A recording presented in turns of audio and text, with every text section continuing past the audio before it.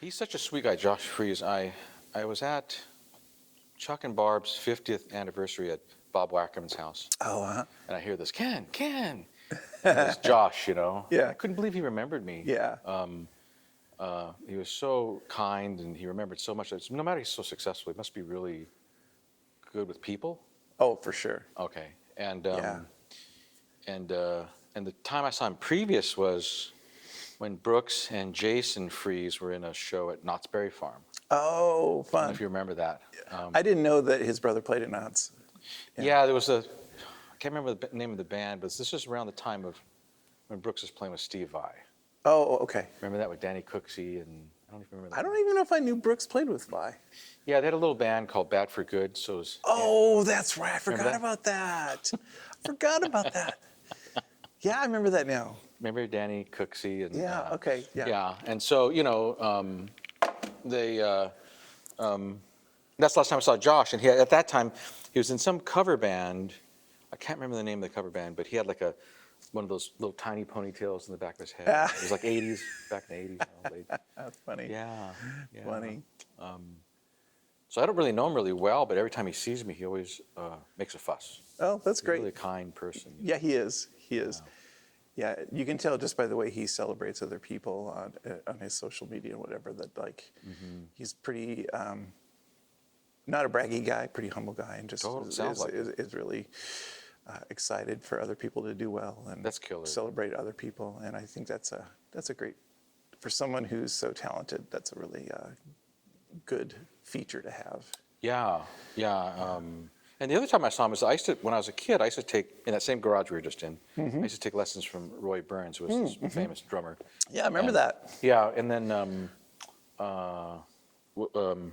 and after I'd finished, maybe I was playing with you, I'm not sure, but then, I would see Josh, because he began to take lessons with Roy. Oh, he took from Roy too. Yeah, so I'd see him over at Aquarian, like in one of the Okay. extra offices, with a practice pad or drum set or Right. something. But yeah, so this podcast is just about things that we think about regarding art. Lately, of course, the big thing on my mind's been AI. I've actually been playing around with it a little bit. Yeah.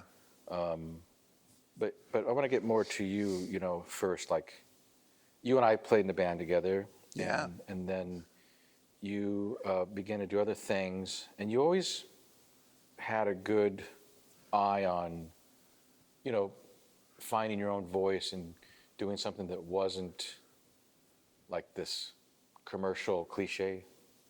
Like, you seem to explore music more bravely than some others back in the 80s. Is that true or no? Gosh, I don't know. I mean, you think about it, the 80s, I feel like I was just trying to figure out if I was a good musician or if I could even hang with people to play music. If I look back on it, I don't know if I was thinking so much about finding a voice as much as, just trying to be competent enough to play with other people. I was I was obsessed with practicing and other musicians, almost to the point of being detrimental, because I think there's a point you can get to be like obsessive about other musicians and what they do and their little tricks and think about that rather than thinking, it's kind of like not seeing the forest through the woods. Yes. You lose sight of the fact that you're all playing music and trying to connect with people on an emotional level. And sometimes you just get lost in the technique or the gear or things like that. And I'm sure that I went through just a lot of that in those days, just trying to be good enough to play with other people. I've always thought you were just a fantastic musician. I mean, let's go back there a little bit. Like, what was your setup gear-wise when you were in that garage? Oh, God. I remember it was a Brown amp for some reason. Yeah, I had, that was my first amp the first real amp I got. It was a Marshall Country Combo, I think. Wow, I bet that was loud. It was loud. I think it was a 50 watt. But the funny thing is, for a short time, Marshall was trying to compete with Fender. Like, this must have only been a couple of years. Okay. And so they thought, we'll do a brown phase amp. Oh, cool. And at the time, really all I just wanted was a regular Marshall, but this came up on, I think I used to buy gear through the recycler. Yep, we all did. So That was the internet back then. Yeah, that was like Craigslist, but there was no photos or anything. You just had to. True. You just I had to. forgot about those, just words. Yeah, it was just words. So you just had to kind of, you see the ad for there's Marshall, and it's within the price range I want. Yeah.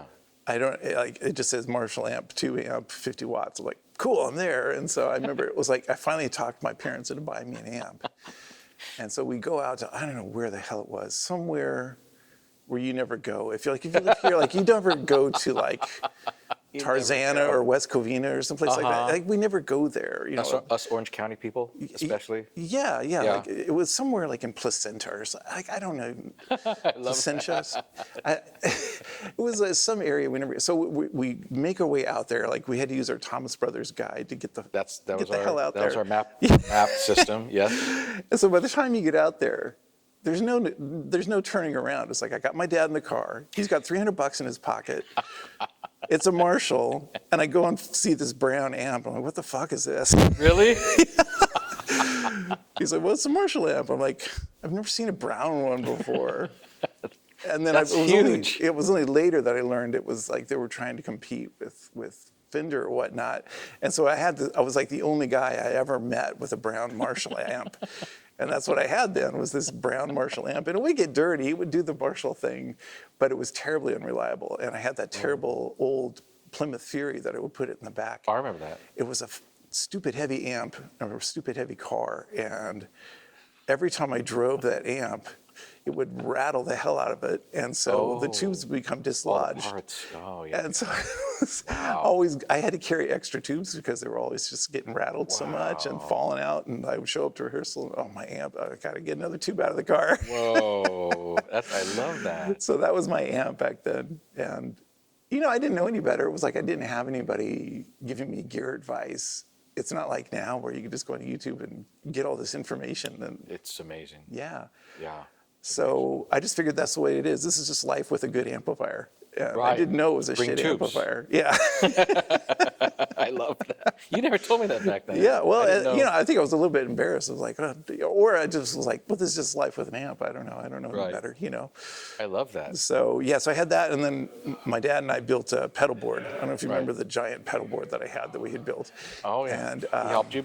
Yeah, he helped me build how did you construct that? Just like plywood, and then we got some vinyl to cover it, My dad was really into refinishing furniture, like recycling furniture, and he would always reupholster the furniture in our house when it got old. Right. That's killer that he liked to do that. You lucked out. Yeah. And he one day helped me with that. So we built that pedal board, and so I had 5 or 6 pedals on it, and Velcro, all that sort of thing. And I think that was my setup, that and the Les Paul, which I still have. You do? Oh, yeah. Oh, that's sweet. Does that thing sound better today than it did then because the resin in the wood hardened, or is that just a myth about old wood? I haven't ever compared it to a current Les Paul. Mm-hmm. I have older Strats too, not like super collectible ones, but I have a Fender jazz bass or a Fender P bass from the 70s. That's nice. It's beautiful, yeah. It's a beautiful sounding instrument. Yeah. And that's not even like the wonderful period of Fender. Like this is post CBS, so it's still super heavy and just plays great. And I think you'd be hard pressed to find a brand new like American Fender that sounds as good as that one does. Right. I think that I don't know if it's the density or I think it has to do with maybe the quality of wood that was being used. That's a good point. In the 70s and 80s and 60s and 50s for sure. I mean, it's agriculture in a sense, right? I mean, yeah. And then they started putting limitations on that kind of wood, and then wood started getting really, really expensive by the 90s, I think. And other things that changes laws about what kind of glue they're allowed to use. Glue, skateboarding, and then that happened. Oh yeah, that makes sense. Yeah, and then some wood was just completely outlawed, like for a while. Where you couldn't get rosewood. It's too scarce. Yeah. Oh. Yeah. So wood would come off and on the scarcity exotic wood lists, and so back then I think the wood was better quality. because it was, you didn't have to price out a bunch of different types of species of wood. So Right. I don't know. I think that might have something to do with it, but I don't know if the aging affects it that much. It certainly affects the color. Like all the bands on that Les Paul that used to be whiter, like this cream yellow color at this point, Just maybe oxidation or something. Yeah. Yeah. Right. Wow. But it's a quality instrument. I mean, Yeah. I'm still happy I have that. And so, we did that thing, and then you went on and you did compilation records with like the Residents, and Right. I remember you liked Holdsworth. Oh God, yeah, that was high school, and yeah, and just after I went to that whole kind of fusion era, Jeff Beck, Wired Yeah. era, Holdsworth, Return to Forever, that kind of stuff. Yeah. Yeah. So the whole fusion deal. Yeah. And then then at that time, were you listening to more eclectic music, or did it lead to that? Like, when did you start getting into things that were less, refined, and like we were Yeah. just talking about the skateboard or the photography, like you have all these different types of art, and Right. were you always into all types of art, or was it something that evolved? Yeah, it definitely evolved. It's sort of this rabbit hole discovery process that you kind of go through. I remember, well, when John and I were in that band, which was right after I got out of high school. Oh, Biggie? Yeah. Yeah. It's funny, given John's background, but that band kind of had this anti-jazz fusion kind of vibe about it. Like, we were like, we're not going to be those guys who play a million notes, and right. it's a little bit more of a punk rock attitude. That's cool. But still, everything sounded like, we had a stick player in the band, for fuck's sakes. I mean, it was still going to be, notey and a little bit on the prog side of rock. So, And it was. Yeah. I went to a few of those shows. It was really amazing. Yeah, I mean, it was another level of, because I played with you, Yeah. and to hear you making music like that, it became this other, like a new fusion in a sense, or I don't know exactly how to explain it, but it was, yeah, Well, a lot of that I think had to do with John, because he was doing such an innovative kind of, the drumming. his setup. I mean, everyone flipped out when they saw his Right. drum kit. Remember when he had the Simmons and the toms up above him and all that? Yeah, he still does that sometimes. Yeah. I don't know how that old man gets his arms out. But that was some crazy stuff, and I think that may have influenced that band more than anything. I mean, when I look back and think about it, like the guy who was kind of leading it, this guy Gene, he had some general ideas, but if I really think about it, I think John probably influenced the attitude and the direction of that band more than anything. That's interesting. Yeah. So a drummer can do that. A drummer can really influence the style of a thing. Totally. Look at Zeppelin. I mean, Yeah. I was reading somewhere about the theory going into recording Zeppelin, and Page was always adamant that the drums need to sound as big as Bonham is. Like, That's the interesting. first So thing we have to killer. do. That's the first thing we have to get right. What Everything a else concept! is, My God. yeah, everything else is completely sidelined. If we don't get the drum sound right, we may as well give up. And so they Wow. just They focused. knew that. Yeah, they knew that because they were right, he huh? was such an influential part of that band. Like, we got to get Bonzo sound. Wow. And that's why they would go places like Headley Grange and record in that house with putting the mics up on the landing above them and get that big booming sound. Or Get that room. yeah, or you think about like when the levee breaks, they were putting that through like a big delay, even the kick drum, just to get like this thick, big sound. And yeah, I think John was kind of like that for that band. I mean, it kind of seemed like we were, at the time, the kids in the band, and we were just kind of brought on as, and we weren't hired guns because we weren't getting paid, but it was just kind of like, well, yeah, you guys can be in the band too. But thinking back on it, it seems like You guys yeah, are the talent, though. I thought. I think John Because definitely. you used to play these amazing guitar solos, and then you guys had all kinds of like things you would do on stage. Oh, we did some funny shit on stage. Yeah, there was definitely some Zappa influence there for sure. Yeah. And it's not the kind of thing you'd see at these grimy little clubs in Huntington Beach. Normally it was like punk rock or something like that, you know. It was very sophisticated. I mean, it was a great breath of fresh air, I felt. I think very few people realize that. I mean, I seem to always just be doing some kind of music that no one is like. So there's a few people that are like, oh, I get that, but at that time, there was like this cross between this kind of new wave band, like kind of there was a missing persons element to it. Yes. And then there was this Zappa influence that EP to they it. did. I can see that. Yeah. And your tempos were pretty heart racing, and it wasn't just intricacy for intricacy's sake. I felt that stuff felt good. Yeah. Oh, is that stuff recorded anywhere? I know we recorded one or two pieces. I have no idea where those recordings would be, though. I think I probably have a cassette tape someplace. Wow, how killer. Yeah, It'd be killer to hear that. Yeah, I know we did go into the studio a few times. Maybe someday that'll emerge on YouTube. It could.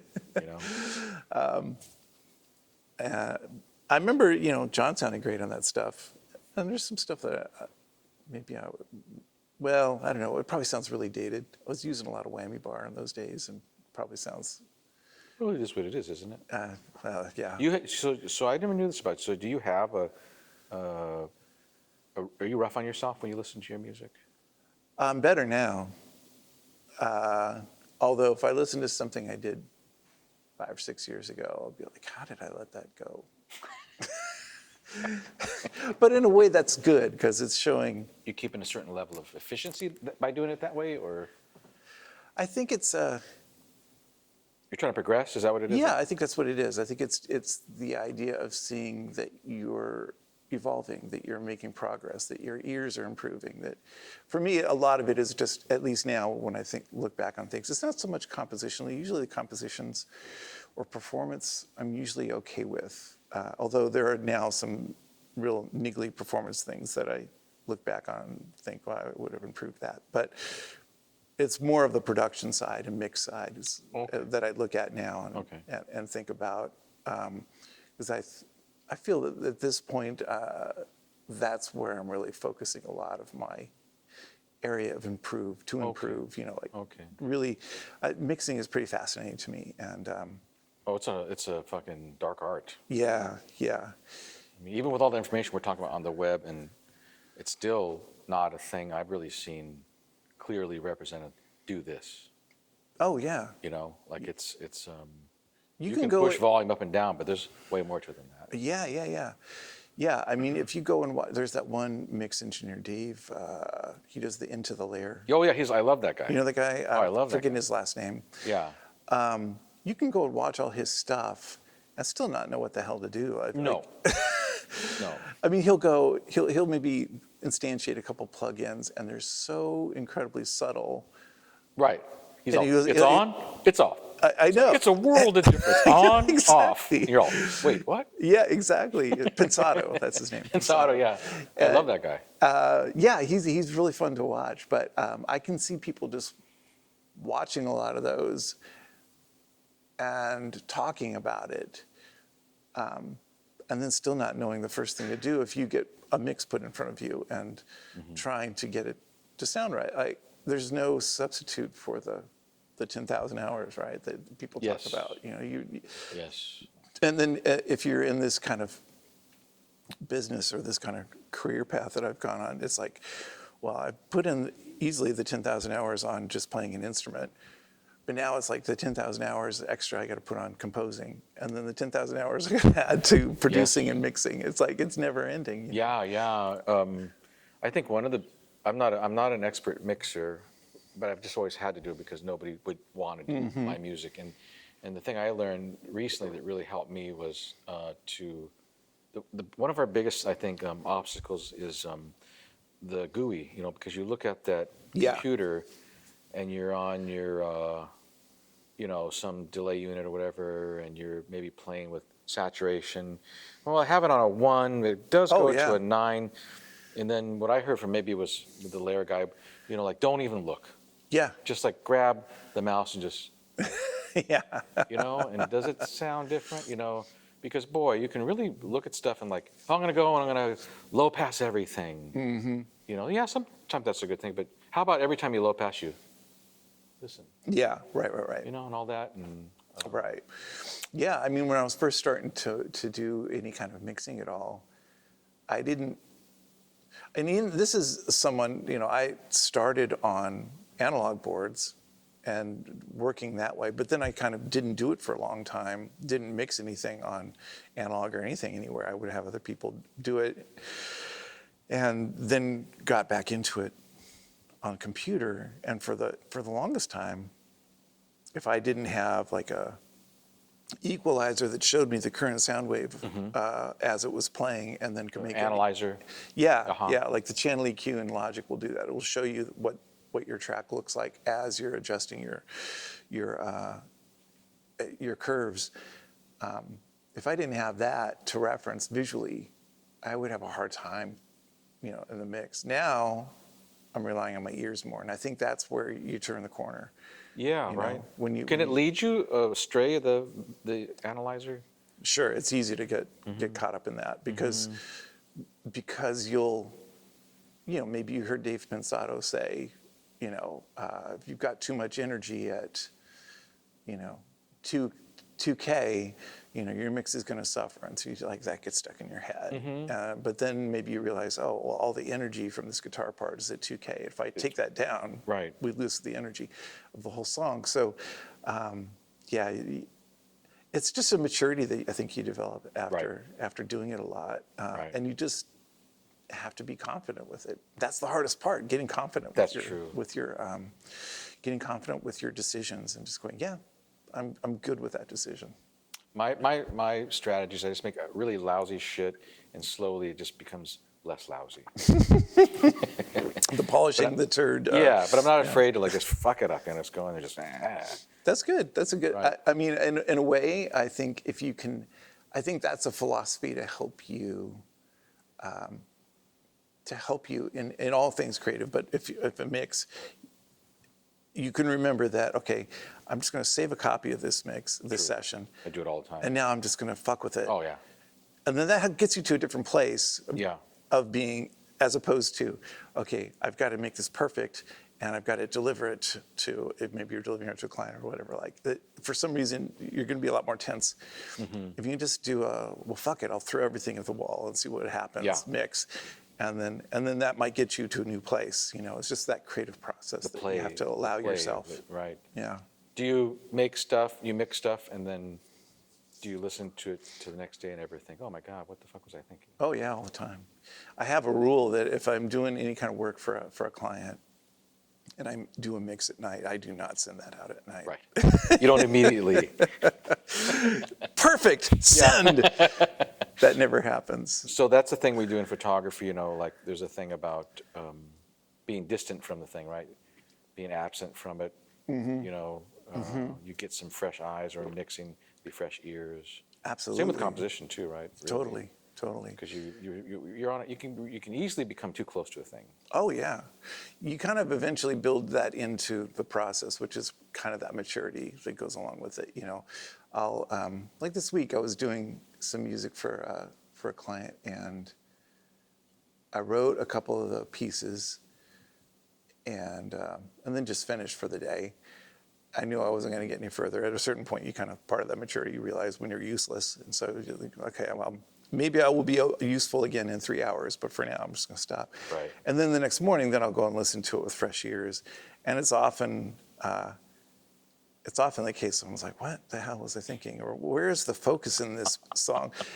And then I make a few mix changes, like, oh, okay, that's the thing that needs to be forward. This thing that I had forward needs to be back here. Your brain has a way of spilling this all out, and you just have to let it spill out. Yes. And then you put on another hat to come back and kind of refocus it and edit it. That's killer. There's I don't know if you've read that Rick Rubin book that's out now. Oh no, I like The Creative Rick Act. Rubin. Yeah. Yeah. He does a great job of kind of breaking down the creative process, which I totally resonated with. I read that and I'm like, yeah, that's what it's like. That's it. You know, it's like almost yelling out loud, like, yes, exactly. He puts names to things, and like the first one he calls, you know, just collecting seeds, where you're just kind of spitting anything out, and you're just like, anything is an idea, and it could be valid, it might not be valid, but you just got to kind of word vomit the thing. Yeah, totally. And it might, you might plant it and something might come out of it, or, you know, it might not. Throw it away. Yeah, and you just like, there's this whole process, and then the next process is editing those ideas, and kind of, that's where the hard work is, and that's where I think a lot of people get stuck.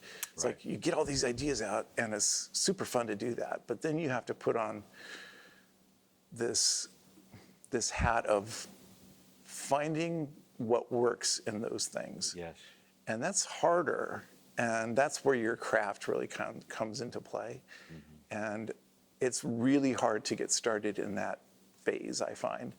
But if you put a day or so into it, like I had this one piece, this song that I'm working on. I think writing a song is harder than just writing a piece of instrumental music for a game or something. Like actually writing a song that people Your own will song. enjoy. Yeah, Right, yeah. right.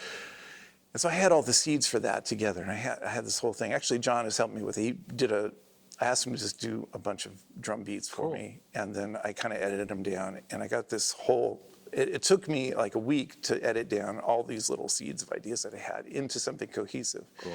But like I was saying, your brain spits this stuff out, and it kind of knows, like you'll start to see these patterns emerge as you're looking at what you spit out. And you're like, oh, this makes sense if I put it over here, or if I turn this around, and like, it's kind of like starting to see the Matrix, to use a hackneyed metaphor. But yeah, it starts to be like, oh yeah, I kind of see what my brain was doing there, where I was like, your brain makes these connections and you're just not consciously aware of them. And I think you just got to get it out. Right. And then you start to see where the connections line up if you spend some time in that editing kind of crafting process. And on that particular piece you're talking about, where are you at with it now? Like how far days-wise are you into it, you know, chronologically? Oh, you mean how much time have I spent on it? Yeah. That's a good question. I'm not exactly sure. Because I don't think I really counted how long I spent on just kind of collecting the different parts. I can tell you just the process though. So speaking of Bonham, one of the prompts that I just gave to John was like, do a Bonham beat as if he was Brazilian. So I want a Brazilian influenced Bonham kind of feel. And the Bonham tune I used, the Zepp tune I used was Poor Tom off that Coda album. It's got a very, you know, that ba-da-ba-bum-bum-ba-dum-ba-tap-ba-ba-tap. There's very Brazilian street drumming kind of. Yeah. Yeah, it's kind of got that feel. And there's an artist I've been listening to named Renata Rosa, who's not very well known here, but she's Brazilian. And she plays a different kind of this Brazilian folk music. There's a little bit more from Spain than Brazil. And anyway, I'm trying to get her to sing on the song. And so that was the impetus of like, okay, give me this Brazilian thing. And so I took that, and I cut up some little pieces of his thing, and then I came up with I have this idea to make it sort of a Zeppelin-esque Brazilian piece. That's okay. with acoustic guitars. What a concept. So it's all that, because I love that kind of acoustic Zeppelin that not that many people think about. I mean, they think about Stairway to Heaven, but did they think about, you know, that song Friends or Led Zeppelin 3 or some of the stuff from the acoustic stuff from Physical Graffiti, things like that. No, that's brilliant. Yeah. Music. Yeah. Great stuff. I love that kind of grooving with acoustic guitars, kind of. Yeah, I think that stuff's great. So I had this, and Renata's music, there's one piece on her Incantaciones, I think is the name of the album. It's a blue cover that's got a Zeppelin feel. And I was Really? like, what the hell is going on here? That's killer. There's this kind of symbiotic, there's something happening here. So So I had this idea to try and do something like that. So it's been impossible to get a hold of her. I've tried through her booking agent. I've tried her through Instagram. I had a friend of mine translate it into Portuguese. I'm still trying to get a hold of her. So now I've got like a message into the recording studio I know she worked at last week. Like, how do I get a hold of her? Right. So I'm trying to get a hold of her. But anyway, so I've put this at this point, the song is basically complete. I've got lyrics, I've got melody, I've got the whole arrangement and everything. And this will be part of the whole polyhedron project that I've been doing, which is just a collab. The whole idea is to do a collaborative thing with other musicians and bring other musicians collaboration process. Because I have it all written, but Renata could do something if I get a hold of her and might have something that turns the whole thing upside down. And I may completely change that arrangement. Sure, of course. It's all open. Yeah.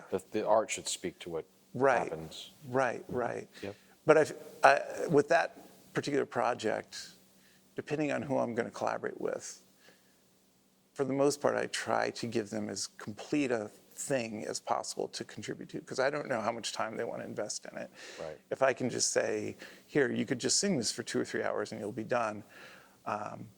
Or if you want to do more, you can. Right.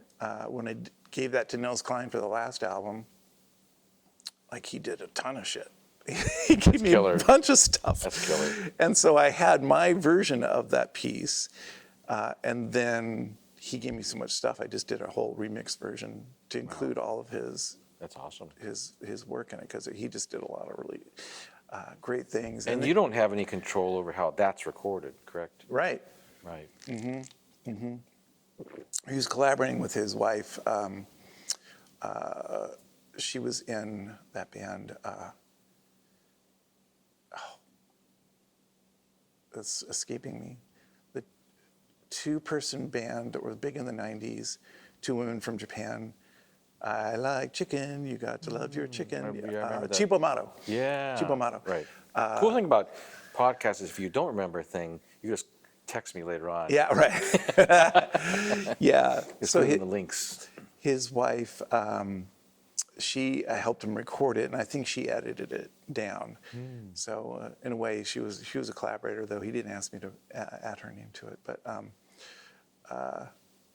so yeah, I don't have any control of how they record it, but that's okay. That's fine. To bounce back to our beginnings, we didn't have to be engineers when we were kids. We envisioned a life of just being a musician. That's not right. having to fiddle with knobs. Now, like, I have some friends who are like some of the top studio drummers in the world, and they all are basically making it out of their garages.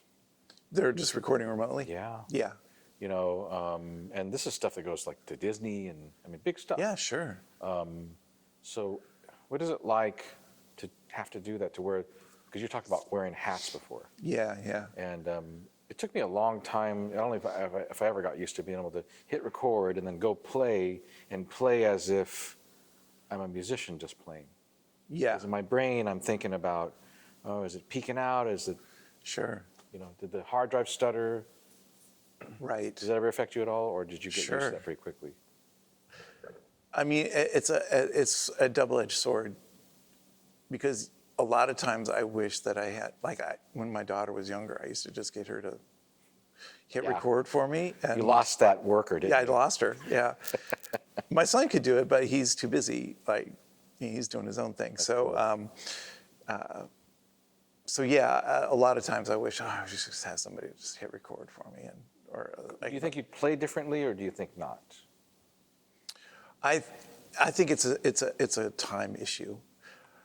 I would get to where I want to be faster if someone else is doing it. I can get there, but it just takes a little longer because I'm a little sidetracked.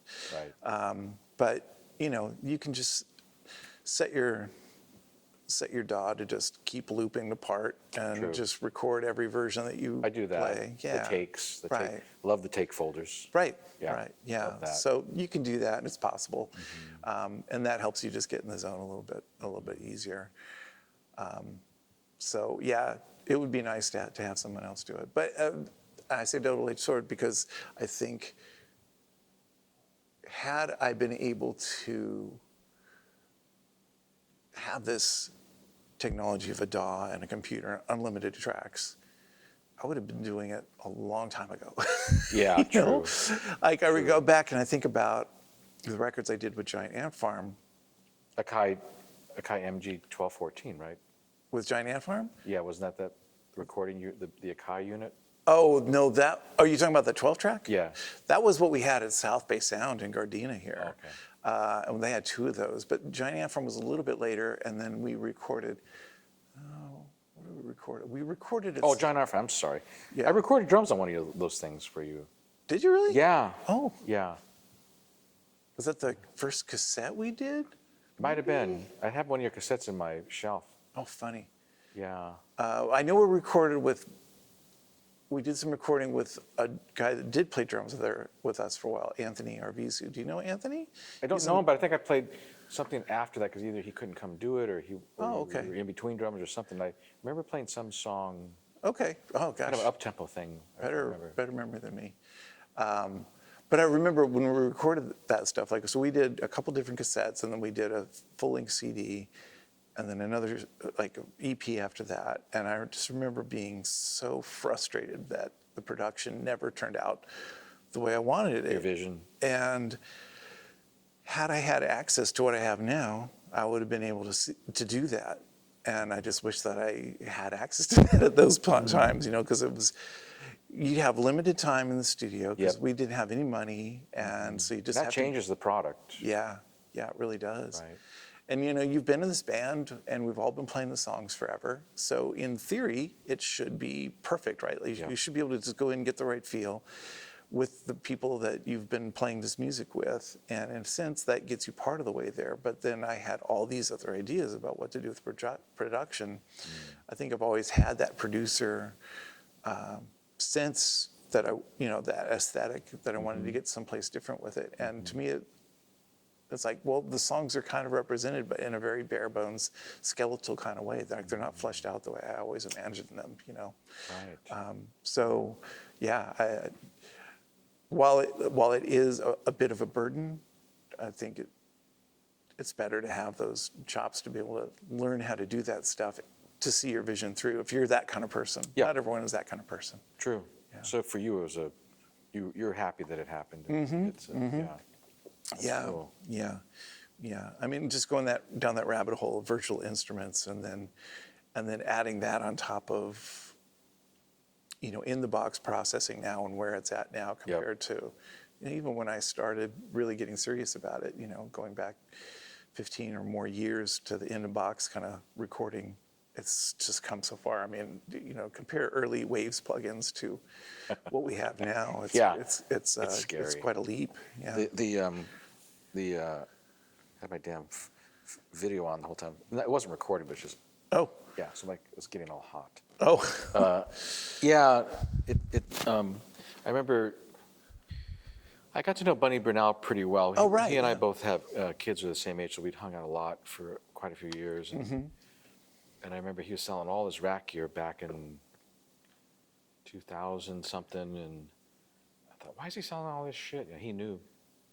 Oh, the computers were. Yeah, like it was starting to. Oh, it sounds good in the box, you know. And Right. and I was like, what? You're really better than Lexicon, better than you know. But he was right. I mean, it got to a point where it was all usable, the stuff that's in the box. Yeah. Right. Man, what a revolution. And you look at a studio, I've taken studio classes at this college, and what a studio looks like. I mean, they kind of have one here that kind of looks like a studio, but nothing what I remember being in when we were kids.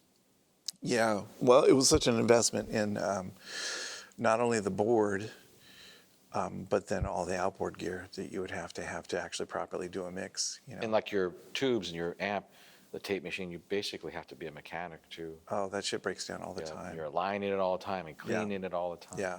Yeah. You know. Even just the amount of guitars that I have now, every time I pick one up, there's something wrong with it. I'm like, it was just hanging on the wall. How did it get screwed up? Why isn't it making a sound now? I don't even understand. True. That's a good one. That's a good one. But yeah, you have a board. Holy cow. A friend of mine in Nashville has a really nice studio, and he had this beautiful Neve, and he's basically at the level of like an electrical engineer. Like, Just he's to a own it. fantastic audio engineer, but he could pull out one of those channels and solder on it and fix it and put it back. Like, he's one of these superhuman people that has this ability to do this. And he had this Neve that he just held on to forever because it sounded great. But at a certain point, he's just like, it's taken too much time. So he upgraded like to a new API or something. He just couldn't deal with it. You certainly can't, if it's a money thing, you certainly can't compete, with on analog with the digital world. I mean, Sure, yeah. Production-wise. Yeah, as far as delivering shit. Yeah, I mean, at home, I have a lot of really great software, but, everything is run through a UA channel strip that I have at home. Because I don't record that, I don't need that much I/O. You don't need a bunch of inputs. Yeah, so I have this one single channel universal LA 610 is the LA2 compressor plus the 610 preamp. Yeah.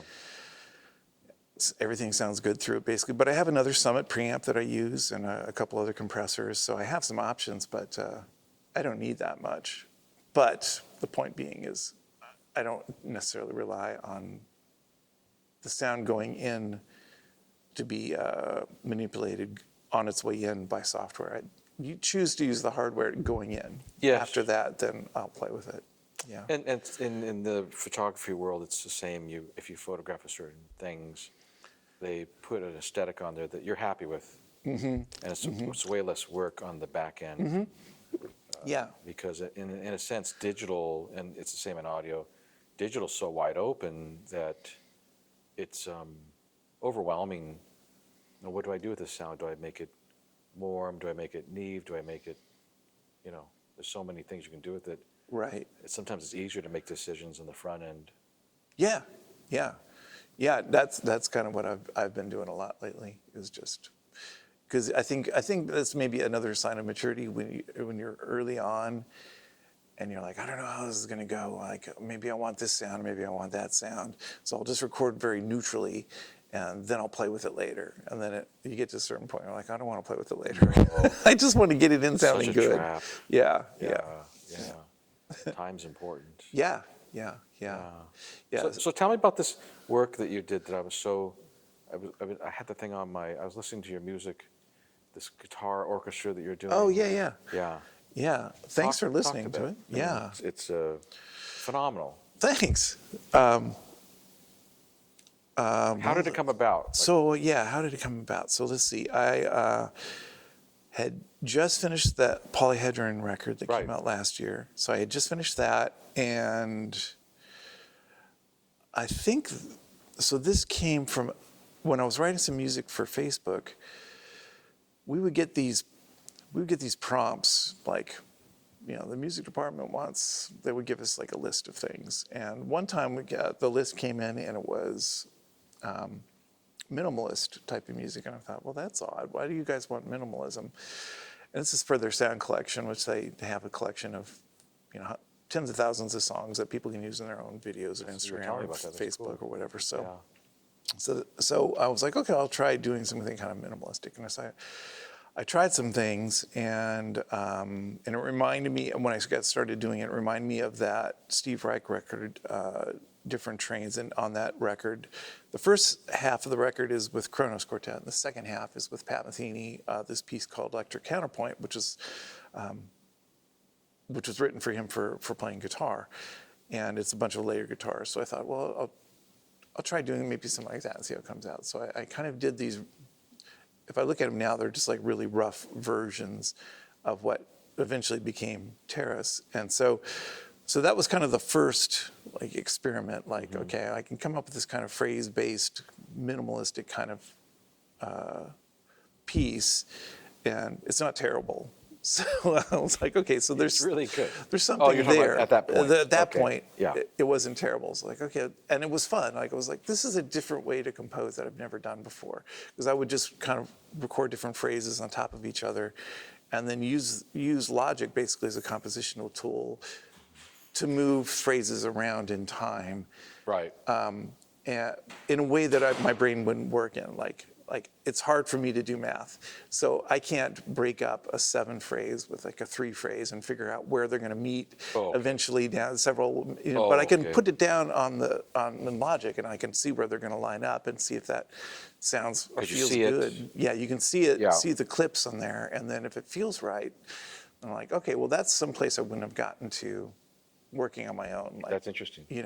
So I like kind of that process of doing it that way. And then, on the last track that I mixed for that Polyhedron record, there was a track with Eva Batova, who's a fantastic Czech singer.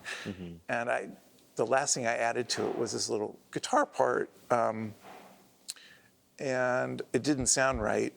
And I was like, well, I'll just layer it, and then I'll layer it some more. And I ended up putting I think 35 layers for this really short little 4-bar guitar phrase. And finally I was like, that feels right. 34 layers? Yeah. Wow. And I started layering it and using different guitars, using different mic distances, and then harmonizing it. And I was like, okay, now it's starting to feel like what I wanted there. Because it's a kind of a big, it's a small song. It just has the same chord progression through the whole thing, which just repeats 6 times, I think. And then the lyrics repeat 3 times, but it's a really long melody. And she just sings it 3 times, and there's a part where she just does improv.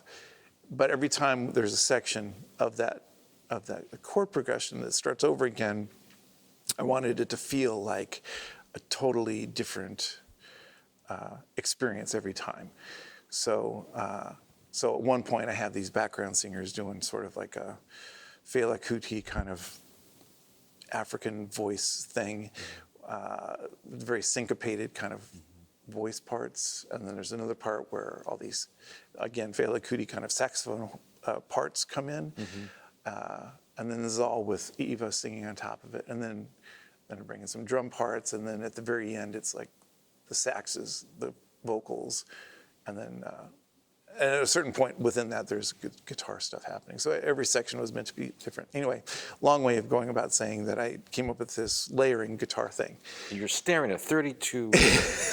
And that's on top of everything else that was already in the song. But You sub the 32? Yeah. I would create, in Logic, you can do these track stacks. Yeah, and love track stacks. Yeah. It's a nice, rather than just creating a new auxiliary bus, it's a nice way to kind of organize them, just because you can make them. For your brain. Yeah, exactly. It does. Because otherwise you're looking at all these tracks, but you can just hit the disclosure triangle and they disappear into a folder. I was like, oh, this is great. I love it. Yeah. So I had those 2 things in my mind, and then I started thinking, oh, I should maybe play with that layering thing. You liked it? Yeah, I liked it. What did you like about it? I liked trying to create the feeling of a lot of players in a room, which is something that I got from that Pat Metheny record. And if I just think about it, well, now I've listened to it a lot since I finished my record, but in the past, I remember thinking about that record, which I used to listen to a lot. And for some reason, I remember it being bigger than it was. If you listen to it now, you don't hear more than maybe a dozen or Interesting. 14 guitar tracks at any time. But I remember it feeling bigger. And a lot of that is because of Reich's writing. He would do some things in the writing with phasing and whatnot that would kind of make it feel a little bit bigger. And so I liked the idea of trying to create the sound of a lot of guitars doing the same part in a physical space. It created kind of a bigger physical sound.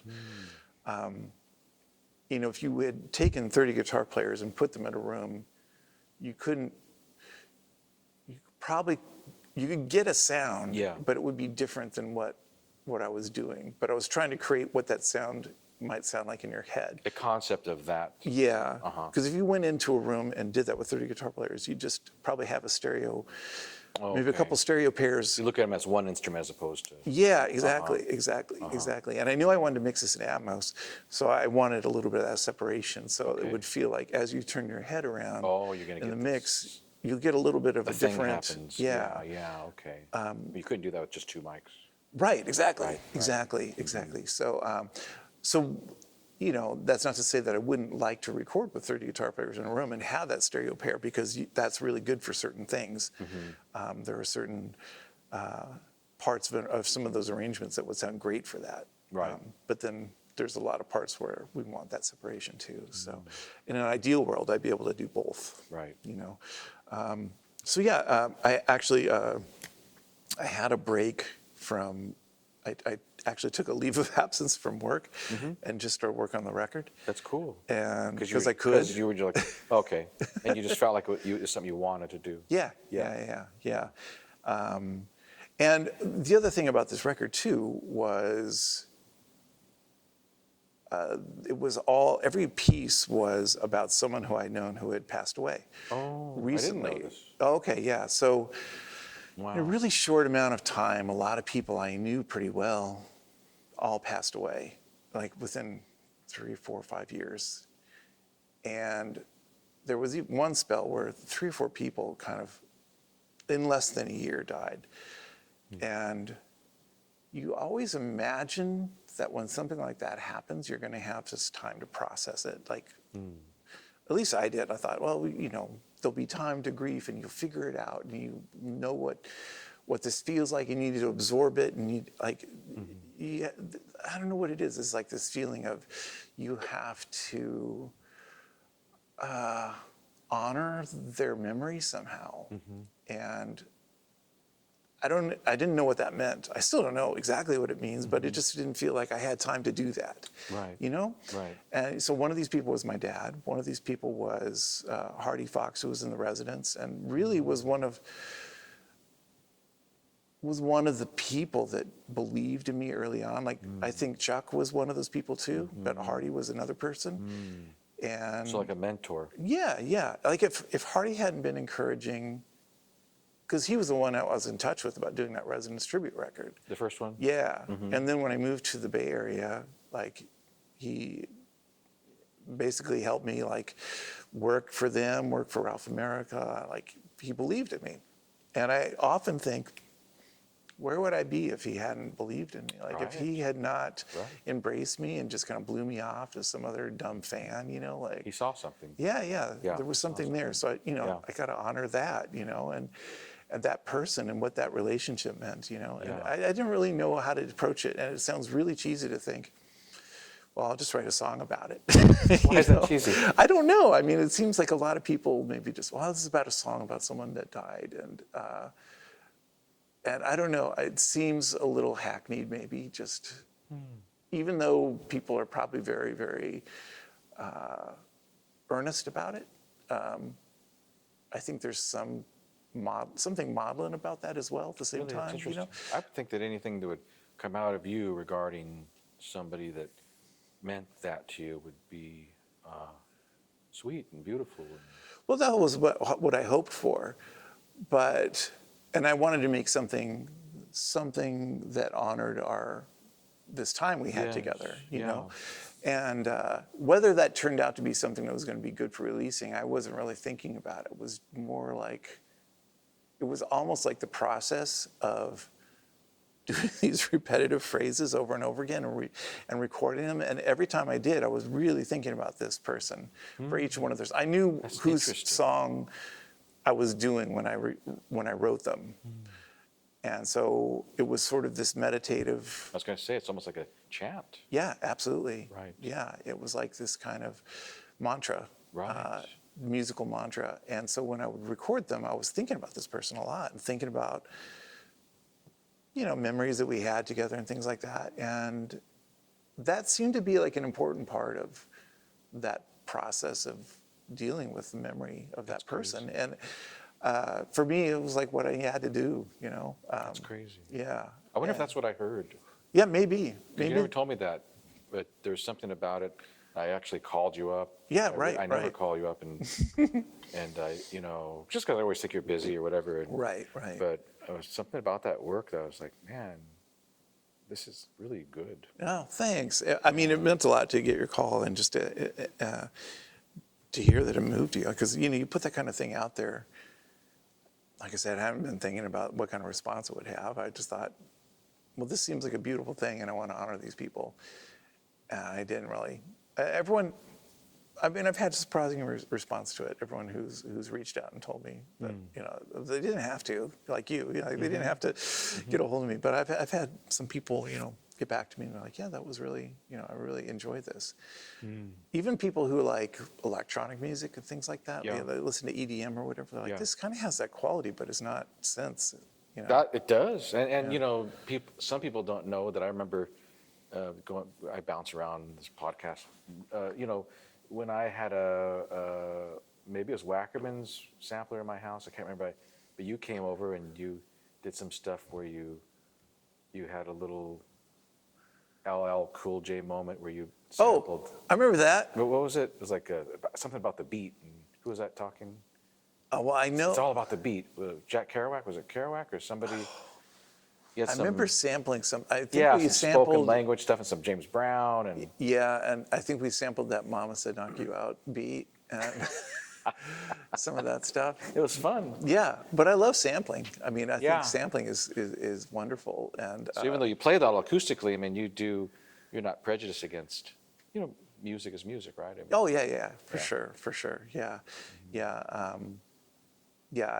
I love samplers and things you can do with them. So, and you know, I have almost as many synths in my room as I do guitars. So, yeah. You know, that's the big thing now in college if you're a musician, right? Did you know that? What's that?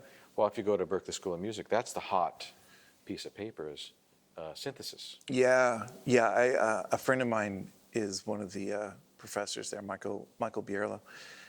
And when we were back east last summer, and I wanted to connect him with my wife because she runs the after-school music program, Bay Area Music Project, and sometimes they're looking for people to staff up her music program. So we want to make a connection with Berklee School of Music, and so I wanted her to meet him. And then he took us on tour of the new stuff and the new building at the electronic music section, and they've got amazing setup now for. Right. They've got so.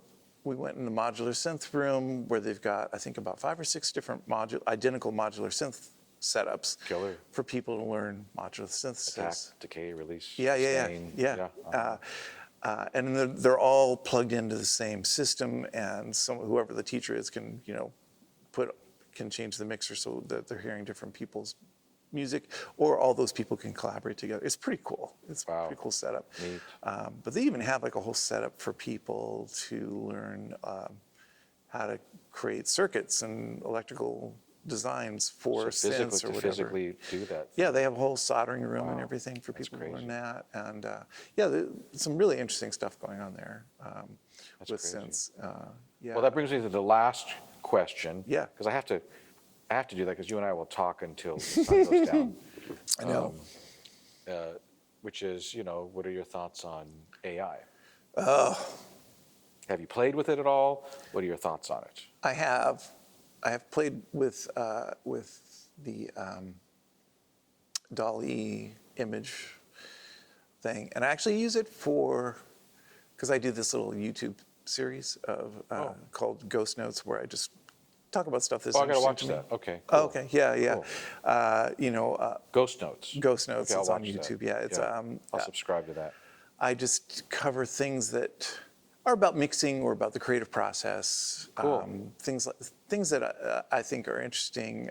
I don't cover new gear. Like, there's so many people that do that. Oh, and that's a job in itself. that's totally a job in Yeah. itself. Yeah.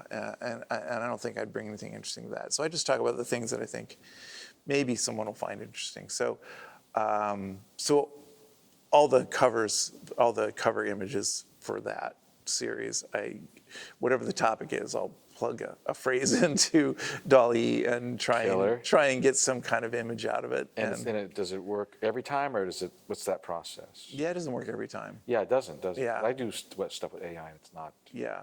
perfect yet. But you could see how it could. Yeah. Pretty damn close. I saw a hilarious phrase the other day. Like, it was aimed at graphic designers or artists. It says, for AI to work, the client actually has to know what they want. So we're good. We've got nothing to worry about. Because famously, clients never know what the hell they want. But it is astounding, like if you look at, because I know you're a literary major. Yeah. If you take AI and you say, make a caption for me about creativity, daily creativity, 59-year-old man playing the drums, you bullet point it. Yeah. It gets, at least one of the paragraphs that it spits out, it's pretty fucking good. Yeah, I know.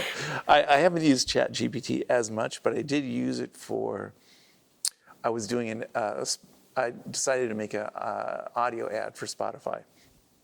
And I didn't want to write the copy. Like, this is hard. So I just gave a few prompts into ChatGPT to give me some copy. It was too flowery and a little bit silly, but it did give me something quickly that I could. Couldn't you say to it like something more?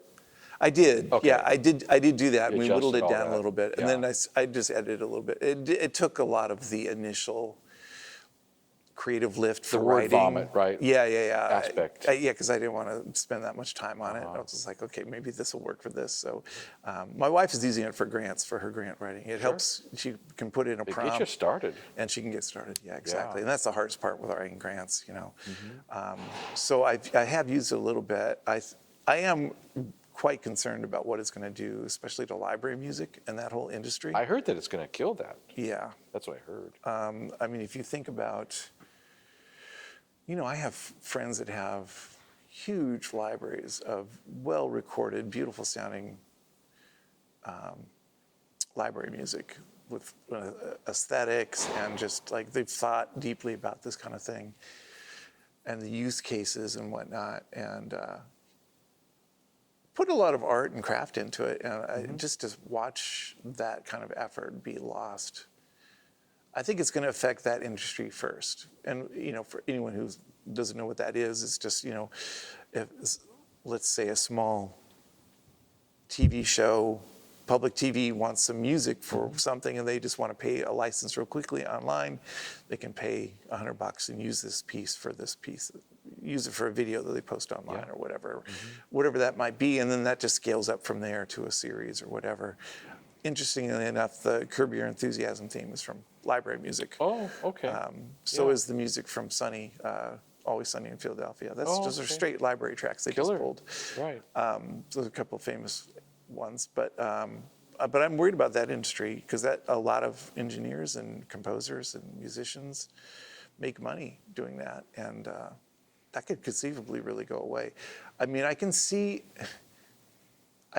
maybe it's not going to affect a lot of those people if AI is just making chill electronic music. But it's not. I mean, I heard that people believe that Spotify will get rid of the studio and the musician, and Spotify will just generate music. Well, I wonder if that's their goal. They have banned a lot of these AI labels now. They just did that recently, the last couple of weeks. Because what's happening is, if you just get a bunch of people flooding Spotify with AI-generated music, no one's going to find anything. That stresses their, so it dilutes. It dilutes their whole product in a pretty damaging way, I think. Because that'll fuck up their algorithms and everything, and pointing people to the right kind of music, and people can put whatever they want as far as their descriptors of the types of genres, and it could really foul things up, Right. Because the thing that Spotify and everyone else counts on for making their algorithms work is that artists want to develop themselves as that artist, the brand of that artist. Yes. And if you've just got thousands of bots Just that too much don't noise. care about any of that, it just completely throws a monkey wrench into the whole thing. I heard that, to speak to that a little bit, I heard that, is it Drake? Was that the famous story about the AI where somebody they created a new song for this artist? I think his name's Drake, I could be wrong. Yeah, I think you're right. They were copying a Drake. And they song, literally yeah. used just the phonetics of his voice. They didn't have him go and record it. Right. And they put it on Spotify and everything, and it began to rise. Yep. And then that person said, hey, this is an AI thing. Yeah. And then the part that was really sort of scary was that a lot of Drake fans were like, well, I kind of liked it. Yeah, right. So they didn't need Drake. That's right. They didn't need the engineers. They didn't need the musicians. Right. They like what the robot made. How's that going to get worse? Like, the robot's not going to get worse at making pop music. Well, it did take somebody to collect those things and put them together Yes. in an aesthetic way. That artist David Guetta, I think is how you say his name, the electronic music Okay. guy. For one of his shows in the last couple months, he had done something similar where he got a prompt, put in a prompt to write lyrics like Tupac. He got a voice, an AI voice, to sound like Eminem, to rap to the Tupac lyrics at a tempo that he designated. And then he recorded it and added some stuff and played it at the beginning of one of his shows, and people thought it was Eminem doing something new with David Guetta. And but he didn't say anything. He didn't. I don't think at the show he said, by the way, that was He didn't AI. reveal that. He just played it at the beginning of his set, and people freaked out. Right. And then later revealed what it was. Wow. What do you think about that? Well, overall, I just can't help but think about Terminator. Yeah, I mean, the guy Skynet. whoever owns ChatGPT, did you see that I saw this footage. He was literally like before some government body begging for them to regulate him. Yeah. Why would he do that? That's the same thing Facebook's been asking for years, because they keep getting fined. They're like, well, regulate us, give us some. Oh, so it's for money because they're It's afraid regulation. it'll protect them in some sense. I think that might be part of it. And I think that's also to help competition too, to try and quell, let's set the guardrails on this. Okay. So we know how far this stuff can go, because it can go pretty far, and we better get some regulations on this. And so I think that's where some of that comes from. But yeah, I can't help but think that it's like, as artists, I think we look at the potential of what this can do. Like, how can this help us? Like, yeah, I can write copy real quick for my Today ad. it can assist you. Yeah, today it can assist you, but I don't know the effect of what it's going to do to jobs, especially for artists. That worries me. But I think is bigger concern is we already have trouble figuring out what's real and not real with fake news and the internet, and this is already a huge problem. How far are we away from just AI deciding what the news is going to be and then spreading that everywhere? I mean, I'm not necessarily thinking of, AI becoming self-aware. It's what humans will do with it. Yeah. It seems like it's going to be one more step to make it easier to manipulate people. It's like a little digital army. Yeah. Right? Yeah, exactly. For propaganda, Right. Propaganda is like a huge boon to propaganda. Right, yeah. I mean, you don't need to be, you can be very prominent with very little. Yeah, right. Relentless. So, yeah, I think overall I'm skeptical and concerned. I mean, I like the potential of what it could do for creative people, but I think that's too big of a price, probably. Right. I think we're going to be, depending on how this goes, we might be very sorry that this is taken off. And do you think it's something we can put back in the box? That's a great question. I don't know. I mean, it's open source, so the chances of that are probably pretty slim. Right. If it's useful, if it puts money in people's pockets or gives them, if it gives people power, it'll exist. Yeah, right. Yeah. I don't know. I mean, it's certainly interesting, and in a certain sense, it's fun to play around with. Today. Yeah. But you and I, we know that it could be something. Yeah. Oh, yeah. It could be a bad thing. Yeah. It's going to be something. I mean, to see where this goes is going to be an interesting, possibly dangerous ride. But it's like, like you say, we can't really stop it, though. This train has taken off. It's taken off. Yeah. Well, thanks for talking. Yeah. Let's do this every 40 years, okay? You got it. Well, we'll just have the bots do it for us in 40 years. That's true. It'll take your brain, the way you think, mine, Yeah. our voices and it'll just do podcasts for Yeah, exactly. Yeah. Okay. That should be entertaining. Well, I'll enough. see you on one of those then. All right. Sounds good. Thanks, Dren. Thank you.